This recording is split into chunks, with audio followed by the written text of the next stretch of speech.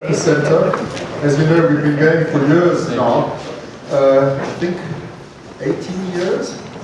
And every now and then, we always have good speakers, but every now and then we have a superstar. And today we have one, Bruce McEwen, really major figure in neuroscience. We're very honored to receive him. He got his Ph.D. from Rockefeller in 1964. After sort of flitting about a bit, he went back there in '66, was appointed professor, associate professor in '71, headed the laboratory of neuroendocrinology in '81. Then in '99, this distinguished professorship, the name of which is up there. He's past president of the Society for Neuroscience, member of the National Academy of Sciences, American Academy of Arts and Sciences, Institute of Medicine, received medals galore, gold medal from the Society for Biological Psychiatry. He received the Passeral Award in Neuropsychiatry, recipient of the Dale Medal of the British Endocrine Society. 2005, he received the Goldman Rackage Prize for Cognitive Neuroscience, the National Alliance for Research for Schizophrenia and Depression, and also the Lashley Award from the American Philosophical Society. Very deeply clever human being, and we really are looking forward to a presentation which from the abstract seems as if it's a very generous presentation, so really giving us an overview of the whole bang shoot, as you guys say over here. So please welcome Professor Bruce McEwen.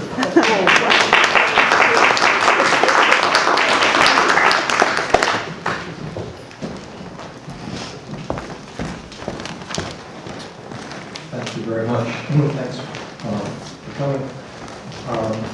The story I'm going to talk about, I am a basic scientist, and I will tell you about some of our work in that area.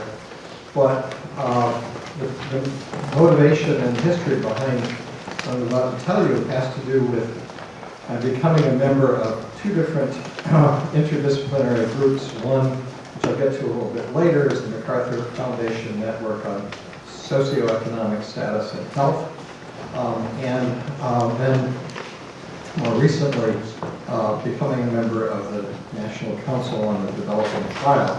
In both cases, trying to apply some of the knowledge that neurobiology has and our own work on stress and effects on the brain to understanding important social societal problems.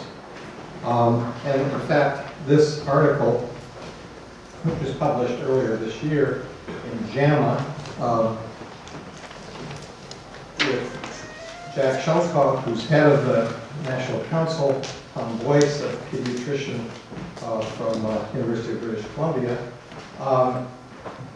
tries to bring up to date, and for the medical audience, the notion that early life adversity has lasting problems for physical as well as mental health, and that the solution, or one of the solutions to issues in our own society having to do with healthcare costs and the burden of disease, has to do with early interventions involving improving parenting, improving the environment in which children grow up. And we'll come back to that later. But the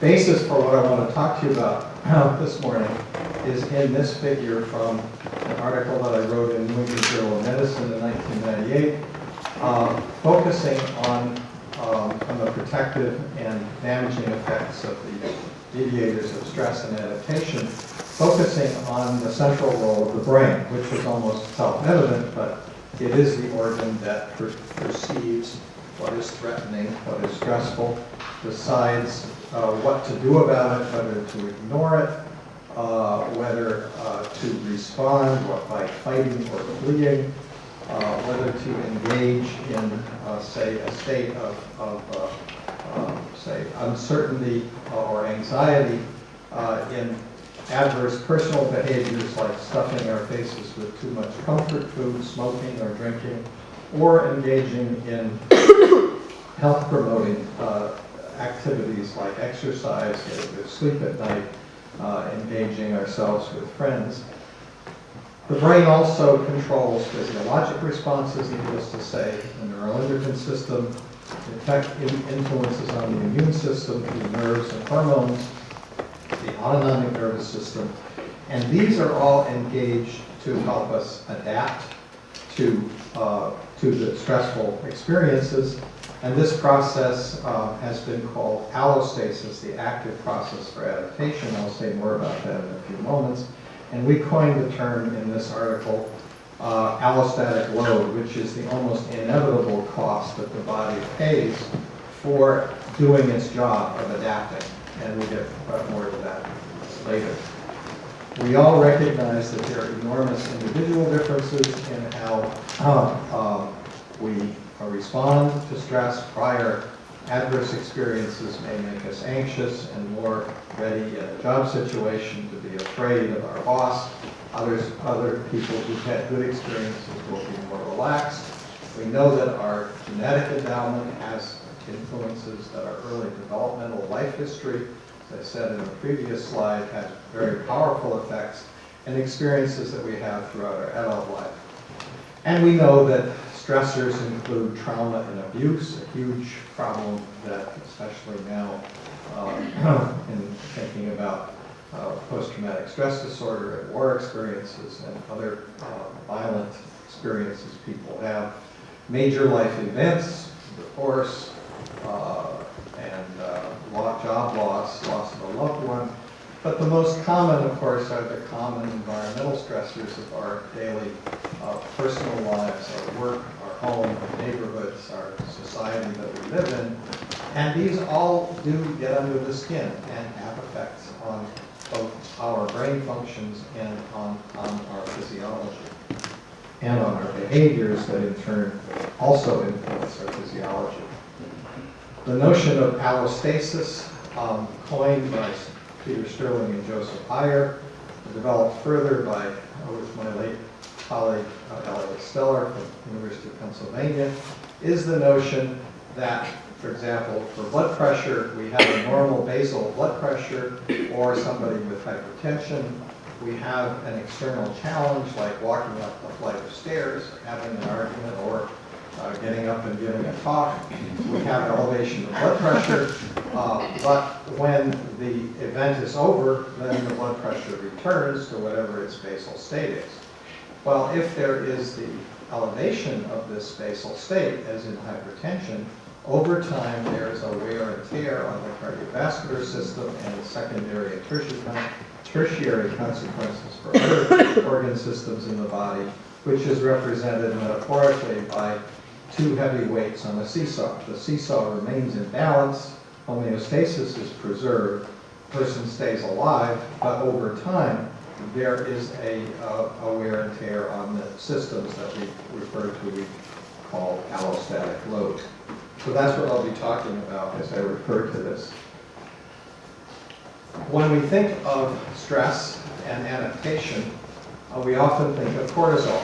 And just to remind you, we have, when something stressful happens, physical or psychological, we have nerve impulses that converge on the hypothalamus and cause the release of two hormones, corticotropin-releasing hormone and vasopressin, into a blood supply, travel a very short distance to the pituitary gland, cause the secretion of ACTH, which travels to the adrenal glands.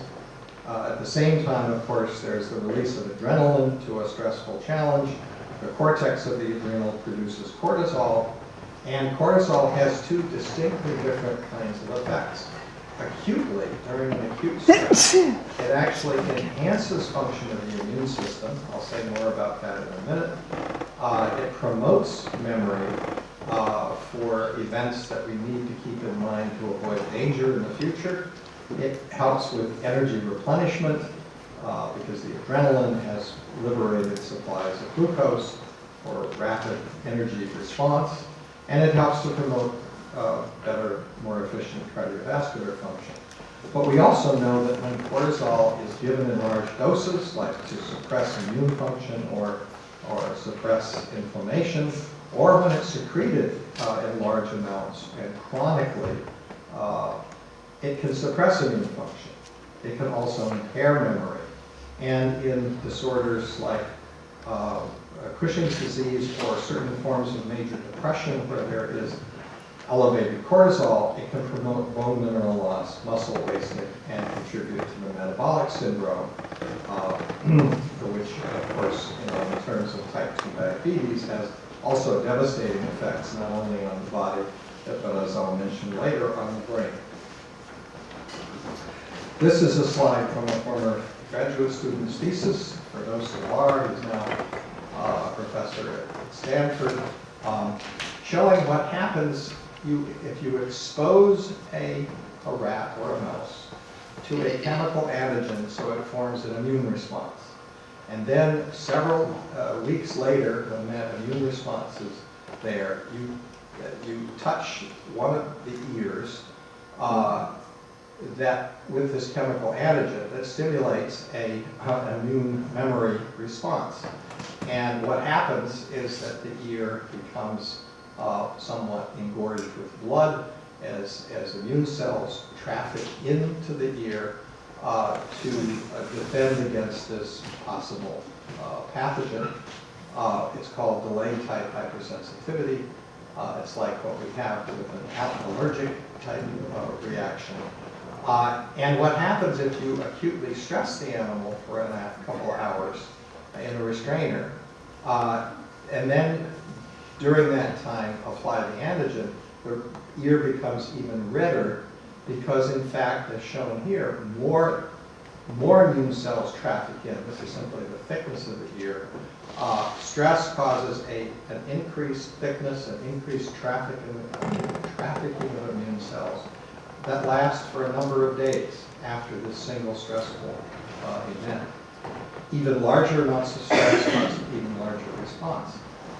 So this, if this was an antelope having escaped from a lion but being injured, this kind of response would help to repair the wound and fight any infection that would occur as a result of the wound. But look what happens if we repeatedly stress the animal every day for 21 days. And now we apply the antigen. We find that the chronically stressed animal shows a profound suppression of delayed type hypersensitivity. Now here, Dr. DeBar found that it was both cortisol and epinephrine or adrenaline that were responsible for this rapid enhancement of trafficking of immune cells. And here, these responses are no longer effective in the animal. Some kind of desensitization has taken place. And what I'll tell you later is that over the same time course, that is with chronic stress, we can see changes in brain cells that change an animal's behavior, shrinkage of neurons in some brain areas and growth of neurons in other brain areas. Now, when we think about cortisol or the sympathetic response, we also have to think about the parasympathetic response, the inflammatory and anti-inflammatory cytokines that are produced and enhanced. For example, sympathetic activity turns on inflammatory responses, but parasympathetic activity can turn off those responses, working often through anti-inflammatory cytokines. Cortisol can also inhibit inflammation, as we know. There's also a natural oxidative stress component, a little bit of which is necessary for cells and organs to survive. And there's the hormone DHEA, dehydroepiandrosterone, an adrenal steroid, which is also somewhat antagonistic to the actions of glucocorticoids. What we're talking about then is a nonlinear network in which we know each mediator by itself has biphasic effects, like the effects of cortisol I showed you acutely and chronically. Same thing is true of all these mediators, and the mediators regulate each other. So when we measure cortisol or sympathetic activity or measure inflammatory cytokines, we have to realize that the other components of this network are also changing. And we also have to realize that this network of mediators is involved in affecting not only the cardiovascular system, the immune system, the metabolic system, and other organs, and the brain. So the fact that there are these mediators, and we only focus perhaps on one organ at a time, or one mediator system at a time, we have to realize that there's other components that have to be considered in looking at the long-term prognosis for an individual to either develop a disease or be resilient. Now, I'll have to read some of the words on this slide. Many of you may know the work of Robert Sapolsky, who actually happens to be a former student of ours, who has gone on to do wonderful things, including in research as well as writing books like Why Zebras Don't Get Ulcers. And why zebras don't get ulcers is they don't seem to worry. Here is the right-hand cartoon where the New Yorker says these are the Fortnoys. The Fortnoys are the young worries. And as we well know, one of the traits of human beings, which has a good side but also a bad side, is that we tend to worry and ruminate, and chronic anxiety can become a huge problem. It also, anticipatory anxiety or worry or proactive planning is also a good aspect of being able to anticipate events, as long as we don't let them bug us and take our lives away. But sometimes we become stressed out, which I think better than the word stress, the word stress out really describes this feeling of being overwhelmed, out of control, exhausted, anxious, frustrated, angry. And what happens when we are stressed out? Well, we often lose sleep at night because we're worrying. We may eat too many of the wrong things, comfort foods, put on too many calories, drink too much alcohol, smoke for so long. And because we're so focused on or so hunkered down dealing with these things, either sitting in front of a computer or just ruminating about things, we may neglect regular moderate exercise, which we know is good for us, and also neglect interacting with friends and neighbors.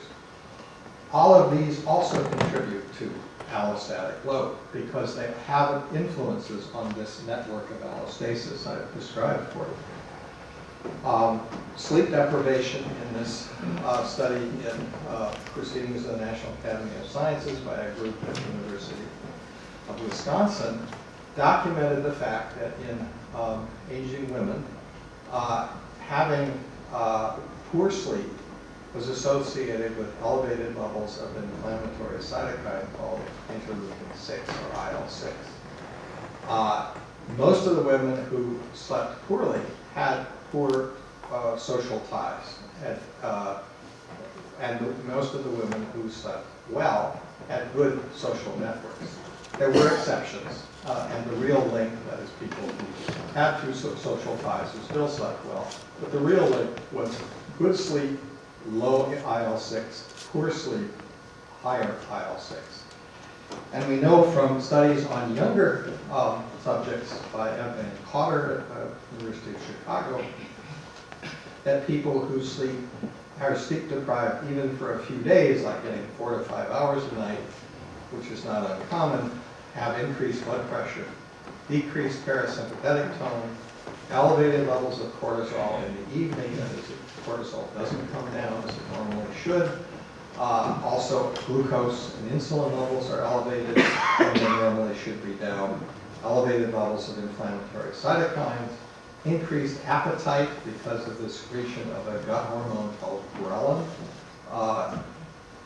which can increase overeating, mood, and also impaired cognitive function. So sleep is one of the best indices of how our bodies are handling the and how stressed out we may be. Now, the group that I mentioned earlier, the MacArthur Network on Socioeconomic Status and Health, which really got me into a lot of this, consists of scientists, names you may already know from various institutions around the country, as well as Sir Michael Marmot from the UK, who is the originator of the so-called Whitehall studies that established the idea that socioeconomic status gets under the skin and causes gradients of health and mortality, which we'll come to just in a moment. Teresa Siemens' name is highlighted because she has been one of the closest colleagues and one of the leaders in the physiologic side of measuring allostatic load. And so let me tell you a little bit about this. Well, in the first place, the Marmot studies in Whitehall established that people in the highest grades of the British civil service had the lowest rates of mortality. People in the middle or in the middle, people with the lowest grades of the civil service tended to have the higher mortality. This was true of women in Whitehall 1, according to the occupational level of their husbands. In later Whitehall, it was also true for their own occupational status. Studies in this country, documented by Nancy Adler at UCSF, have shown gradients of morbidity for many chronic diseases that are lowest for the highest income, but show linear increases down to the lowest levels of income and education. And as you can well imagine, there are many factors that must be considered. In the Whitehall studies, simple access to health care was not an issue because they had the British health system, and employment was not a consideration because all of these people had jobs. Smoking was did not explain it all, but we have to consider, of course, factors like social precision, and perceived social precision is actually a very important aspect, seeing where you are in relation to the people around you. Discrimination, perceived versus actual. Education, not only money and intellect, but also basic life skills, like knowing how to dial into the cable or telephone company when you've got a problem and being put on hold, or pushing all these buttons to get somebody to talk to you, which we all know. And some people just, if they even have a phone to use, they have no idea or no patience to even know that they can be successful. Access and use of health care, lifestyle, diet, alcohol, smoking, exercise, and stressors from work, family, neighborhood, and life events. And so, how do these get under the skin? Well, we can, and Teresa Siemens has led the efforts to use an allostatic load battery, which I'll describe, currently in a study, the Cardia study, NIH sponsored study involving 4 sites, stratified sampling, equal numbers by gender, ethnicity, age, and education, multiple follow-ups, so it's longitudinal, ages 30 to 45, a 15-year follow-up, so longitudinal forward, not aging and elderly population. And the list of measures that are part of a common battery of things collected can be collected in a health exam, involve cardiovascular function, blood pressure, heart rate variability, which taps into parasympathetic activity, metabolism, cholesterol, triglycerides, insulin, glucose, waist circumference, abdominal obesity, inflammation measures, sympathetic measures, urinary epinephrine and norepinephrine, and urinary cortisol overnight when it should be low, and also salivary cortisol to tap into different points to establish if there is a circadian rhythm. And so when all these measures are put together, well, individual measures like fasting glucose and LDL, one of the interesting findings which you'll see repeated is the fact that education is very important. If there are people with high school or less, or junior college, compared to people who have a full 4-year college degree or graduate, postgraduate studies, you see that there is a very significant gradient with education being definitely protective towards lower measured individual measures. If we look at the distribution of the, in this case, 17 measures of allostatic load, and what you do is if a person is in the extreme quartile of any one of these 17 measures, they get a score of 1.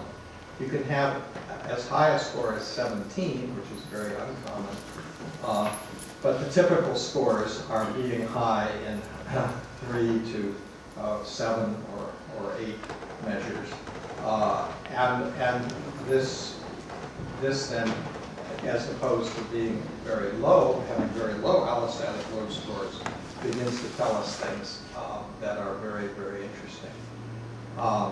So, for example, in a successful aging study, having progressive increase in allostatic load scores showed an increased risk for predicting 7-year mortality. So it was mortality over 7 years in the MacArthur's successful aging study.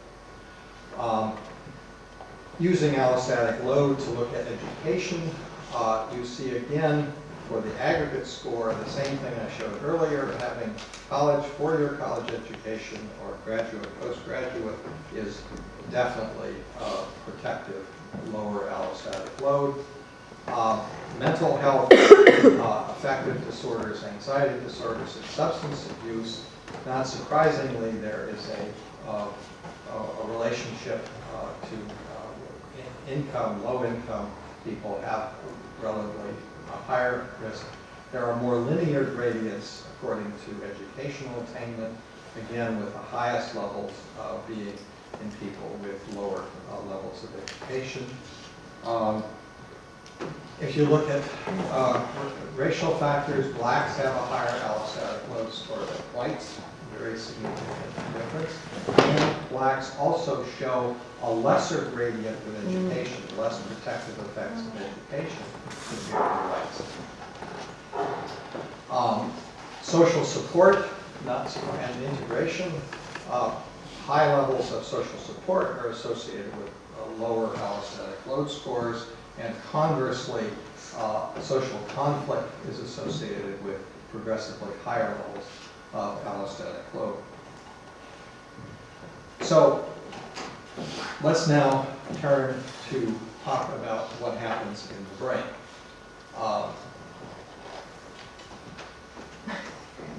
This cute little cartoon reveals the hippocampus of a rat and the human being, which was named by the early anatomists because of its resemblance to the seahorse hippocampus.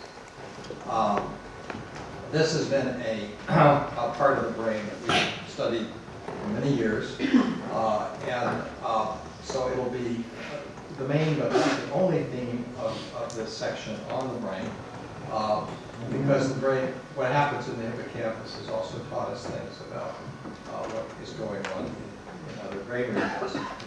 Now, what you see here is a map of London, and you see here on the left the London cab. A famous set of studies of London cab drivers using functional and structural imaging of their brain showed first that when a cabbie in an MRI machine is asked to think about the route from one place in London to another, and they start imagining that route, their hippocampus lights up. The blood flow increases in their hippocampus.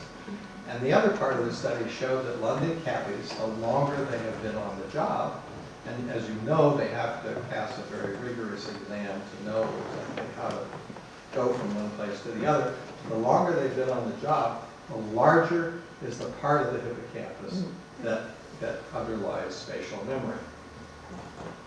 We also know that in food caching birds, now that winter is almost upon us, and squirrels that locate their food, that the hippocampus is very important for their food locating ability. We also know, and something I'm not going to talk about, that the hippocampus is not only sensitive to stress hormones, as I'll tell you in a minute, but it's also sensitive to sex hormones. And sex hormones in both males and females help to improve memory functions and actually induce new synaptic connections among nerve cells in the hippocampus. And finally, the hippocampus is what we can call the canary in the coal mine of wear and tear on the brain with aging, and this will become apparent as we go forward. What we discovered in 1968, when I had just returned to Rockefeller, is that the rat hippocampus, and we later found this for the rhesus monkey hippocampus, and we know it's true for the human hippocampus, has receptors for cortisol. This is radioactive, in the case of the rat, it's called corticosterone, slightly different molecule. Radioactive corticosterone was taken up and retained by the major neurons of the hippocampus and of the dentate gyrus, shown here. The contrast you see is the radioactive silver grains that have exposed an emulsion, indicating the presence of the radioactivity, and the dots indicate what you see here. The dots are the individual silver grains, showing us that the cortisol, or corticosterone, concentrated in cell nuclei of these hippocampal neurons, where we know it's bound to receptors that affect gene expression in these nerve cells. And we and others have found that cortisol has biphasic effects on memory and neuronal excitability. Low levels of cortisol enhance that excitability. High levels suppress it and actually impair memory. And we also know that the hippocampus is particularly sensitive to wear and tear over the lifetime, although contrary to some earlier notions, it doesn't seem to lose as many nerve cells, but rather to undergo changes that impair function without necessarily causing permanent neuronal loss. I'll say more about that shortly. The other revelation from the work in the past 10 years in neuroscience is that the adult brain is quite plastic.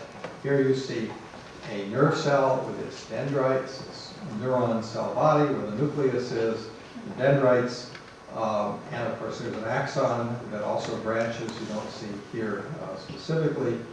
The axon makes connections with other nerve cells. The dendrites receive connections from other nerve cells. Individual dendrites have these protuberances called spines, which are the sites of synaptic input. You can't see the axon coming in, but it would single or even multiple axons would be contacting individual spines. And you have the capacity of some brain areas, especially the hippocampus, to produce new nerve cells during adult life, neurogenesis. This goes on in the hippocampus through adult life. It declines with aging, but it's there and can be reactivated, for example, by exercise. All of these connections, these dendrites, can be shortened or expanded, at least in some nerve cells in some parts of the brain, and synapses are formed and broken down.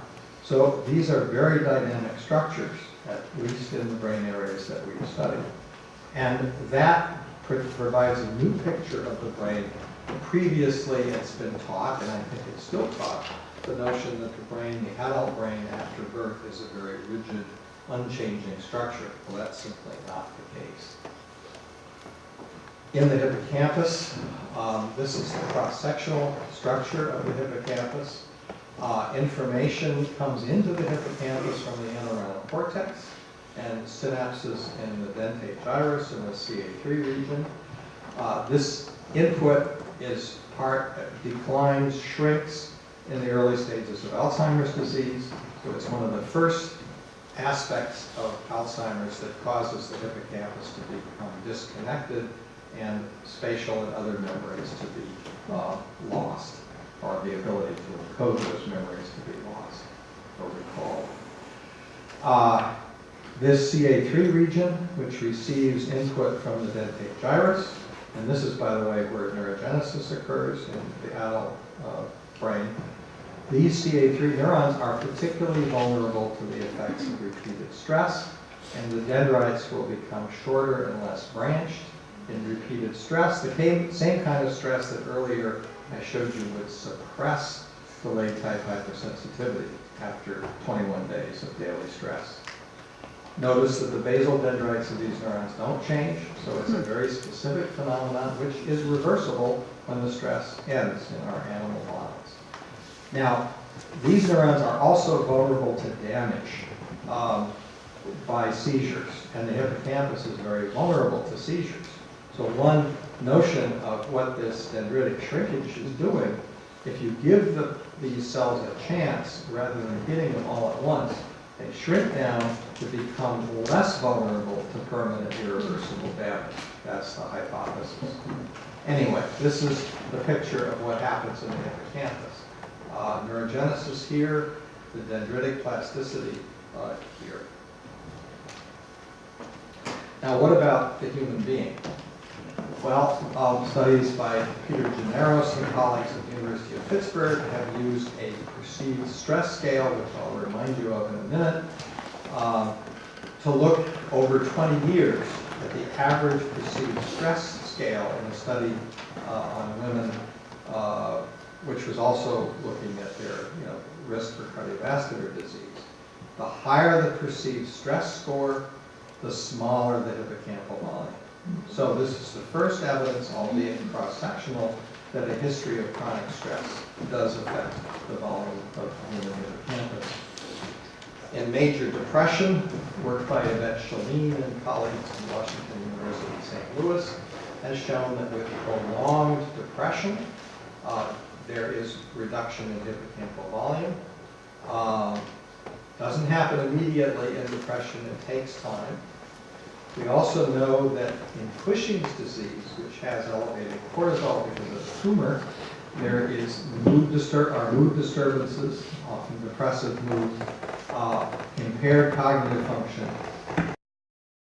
Hypercortisolemia is corrected by surgery. There is over the next year or so some reversal of the hippocampal shrinkage, improvement of mood, improvement of memory. So we know, at least for Cushing's disease, that there's reversibility. We don't know yet for depression, clearly, whether we can either prevent these decrease or reverse it. But there's hope that this can be done. Metabolic hormones, I've mentioned several times. The fat hormone leptin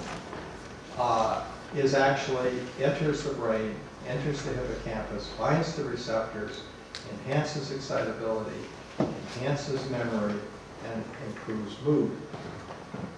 The gut hormone ghrelin also has effects on the hippocampus to improve mood and memory and increase the number of connections between nerve cells. Insulin, the sort of original metabolic hormone, enhances glucose uptake capacity by nerve cells through receptors in the hippocampus and other parts of the brain, and has neuroprotective effects. And the liver hormone IGF-1 is able to be taken up by the hippocampus and actually mediates the ability of voluntary exercise to enhance neurogenesis in the dentate gyrus, and I'll say something about that momentarily. Well, what happens when you have insulin resistance in type 2 diabetes? Well, work by Antonio Convit's group at NYU Medical Center has shown that the worse the glucose regulation, the higher the glycosylated hemoglobin, the smaller is the hippocampus, the worse is the memory. And we know that type 2 diabetes is one of the risk factors for developing Alzheimer's disease. And Moni DeLeon, a colleague of Antonio's at NYU, has shown since many years that in mild cognitive impairment, which is often accompanied by glucose dysregulation, there's a smaller hippocampus and increased risk for dementia. But then on the good news side, regular physical activity, the diabetes prevention trial, getting people to walk who are sedentary, to walk 30 minutes a day, if they could sustain it for 6 years, which was not an easy thing, but people who did had a 60% reduction in their expected onset type 2 diabetes. A group that got metformin, which is a chemical way of enhancing insulin sensitivity, were benefited by a 30% reduction in type 2 diabetes. We know that moderate exercise is also an effective treatment for moderate depression and increases neurogenesis. We know that exercise improves aspects of cognitive function. And one example of this is shown in this study by Martin Kramer's group at the University of Illinois, showing that people who are fit, again, people in their 60s and 70s who are fit, have a larger hippocampus. This is their VO2 max, an indication of their fitness, determined by running on a treadmill, for example. If the fitter they are, the larger is their hippocampus. And there's evidence that I think is on its way that shows that you can actually take people who are sedentary and enlarge their hippocampus if they exercise. And it isn't apparently necessary to go for 6 years. Some of these effects are seen in as little as 6 months. So a summary then of what we know on the hippocampus, all of the studies of animal models, shrinkage of dendrites, loss of synapses in certain areas, reduced neurogenesis, but on the good side, the ability of sex hormones to induce new synaptic connections. We know that in the human brain, there is cyclicity of the volume of the hippocampus in the human menstrual cycle, which may be related to these sex hormone effects. And in the structural studies, I've mentioned the idea that Cushing's disease produces a potentially reversible shrinkage in the hippocampus. Mild cognitive impairment, diabetes, depression, chronic stress, and lack of physical activity are associated with smaller hippocampus. There's some studies that show that chronic inflammation, high levels of inflammatory products is associated with a smaller hippocampal volume. And an interesting study that air crews that do not have adequate time to recover between international flights have a smaller hippocampus than air crews that do. So that way and recovery seems to be very important. And finally, some fascinating work that people who have low self-esteem and low locus of control actually have smaller hippocampus and hypersecrete cortisol during standard stress tests. Now the hippocampus fits into a network involving 3 areas that I want to highlight. Of course, the rest of the brain is also there. But the amygdala is the brain region that turns on fear, is responsible for fear and anxiety and also for aggression. It also turns on the stress hormone axis and the autonomic response. Whereas the hippocampus, which is involved in spatial episodic contextual memory, helps to shut off that HPA response. And the prefrontal cortex, which has this enormous effect of top-down control of the amygdala and interaction with the hippocampus, is involved in decision-making, working memory, top-down control of mood and impulsive behavior. And it also has an important regulation of the autonomic nervous system and the HPA, the cortisol stress axis. And these are the 3 areas that we've focused on to try to understand how they respond with the kind of repeated stress that I've been describing that we understand so well for the hippocampus. And what we and others have found is that the prefrontal cortex, the medial prefrontal cortex, has neurons that also shrink with repeated stress, just like those in the hippocampus.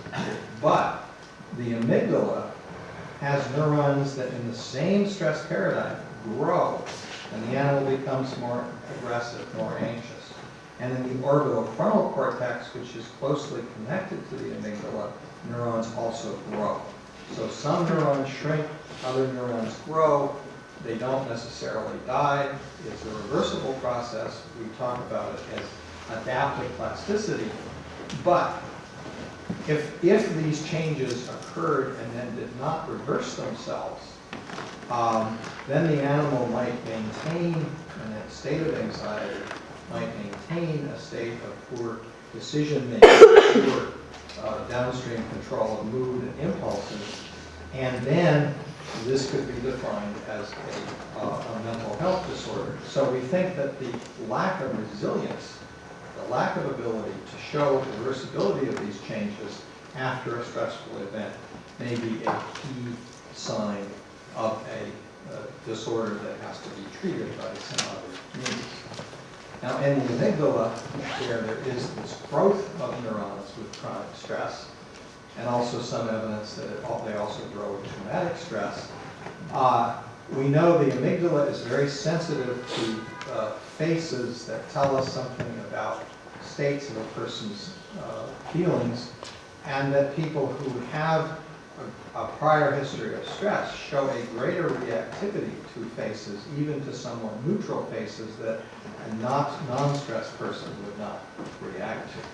And we know that the amygdala is overactive in anxiety disorders, and major depression.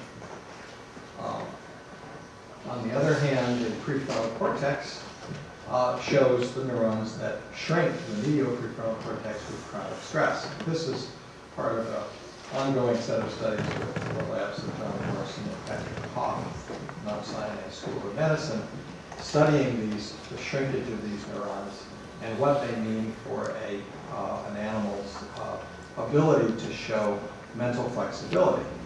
And now I want to tell you about a study that translates this from rats to humans. The rats, we see the reduction in branching of dendrites. We see impairment of the animal, this is in the medial prefrontal cortex, impairment of the animal's ability to show a kind of mental flexibility, and then trying to study the human brain using a similar task of mental flexibility, but putting the individual into an MRI machine and seeing what happens to the brain. Now, this is the perceived stress scale that was developed by Sheldon Cohen, and it was used in this study that was done by Connor Liston, who's an MD, Ph.D. at Cornell, in the laboratory of B.J. Casey, who's a leading investigator on stress in humans using functional brain imaging. And it was a study of medical students who were studying for their board exam. The perceived stress scale, which many of you may know, ask questions that you say never, almost never, sometimes, fairly often, or very often. How often have you been upset because something that's happened unexpectedly, or unable to control the important things in your life? How often have you felt nervous and stressed? Confident about your ability to handle your personal problems? How often have you felt things were going your way? How often have you felt you could not cope with all the things you had to do? So it's really asking you repeatedly about your sense of control. How often have you been able to control irritations in your life, or felt that you were on top of things? Or how often have you been angered because of things that were outside your control? How often have you felt you were piling up, things were piling up so high you could not overcome them? The higher the score, the more stressed out the person was. And what Connor and BJ found, first they defined a circuit in the MRI machine for a task that was similar to the task that was used in the rats. And it involved the prefrontal cortex as well as a number of other brains. Higher scores on the perceived stress scale were associated with poor mental flexibility on this task. And they were also associated with reduced functional connectivity, which can be defined mathematically from the data in the fMRI analysis, which doesn't allow us to look at individual neurons, but is consistent with the fact that if a circuit had been impaired, it would not work as rapidly or as efficiently. The good news is that all these effects are on that. So when they've taken their exam and then had a month off, they're all, so the brain is resilient, at least the young brain. And this is good news. It's also good news because regular exercise in the Art Kramer Stanley Colcomb studies showed an improvement in executive function. If you give a person a task that allows them, forces them to stop in the task that they're doing or start another task and you measure their reaction time to do that, this is a test of so-called executive function. And they found that repeated aerobic exercise of the type I described earlier over just a 6-month period, moderate walking every day or going into an exercise program with a group, actually improve their executive function and also enhance blood flow in both the prefrontal and the parietal cortex. Again, consistent with the beneficial effects of moderate exercise, not only in the hippocampus, but also on other parts of the brain. So the perceived stress scale is getting at this sense of control. And let's now talk about types of stress in our own species. We all know something that we can call positive stress, where we have exhilaration from a challenge that has a satisfying outcome, a sense of mastery and control. Generally, we have good self-esteem, good emotional control and impulse control, and good capacity for decision making and mental flexibility in the ideal situation. And so we can, enjoy taking risks that we calculate and having generally a successful outcome. There's also something we can call tolerable stress, where you have all of these characteristics, but something really bad happens. Job loss, death of a loved one, divorce, something like this. And these have initially a very significant effect on us, but with good social and emotional support, we weather the storm and get on top of it. And then we have something called toxic stress, which almost speaks for itself, where there is perhaps a lack of good self-esteem, poor emotional impulse control, impaired judgment. And this is often the product, which I'll talk about in a moment, of early adversity in one's childhood upbringing, and also the absence of emotional support and support systems that help us get through this. And so what happens in toxic stress is that there's a much bigger effect not only on the brain, but also on the rest of the body. Now, when we talk about things that are happening early in life, and also the concept of allostatic load, we have to think about two things. One is the notion that these early events have a sort of biological embedding, which predispose the brain and the body to react in certain ways throughout the rest of life. And then we also have the notion of cumulative effects, where the wear and tear that I described, and we call the reason we use the term allostatic load, is a factor. Now, these are not independent, and they're probably interacting with each other.